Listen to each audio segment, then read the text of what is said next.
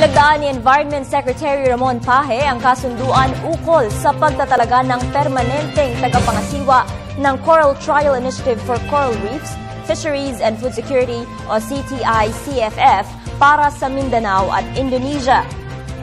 Ang kasunduang ito ay layong bigyan ng proteksyon ng Coral Triangle Region sa masamang epekto ng climate change. Ang Coral Trial Region na pinalilibutan ng mga bansang nasa Southeast Asia at Pasipiko ay ang pinakamayamang karagatan na nagsusuplay ng 15% konsumo ng isdang tuna sa mundo.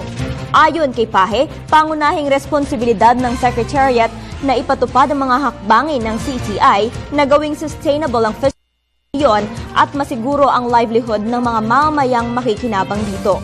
Inaasahan namang magiging fully operational ang kasunduan sa darating na Mayo. Kasabay nito ang malapit ng makumpletong 5 palapag na headquarters ng CTI sa North Sulawesi sa Indonesia.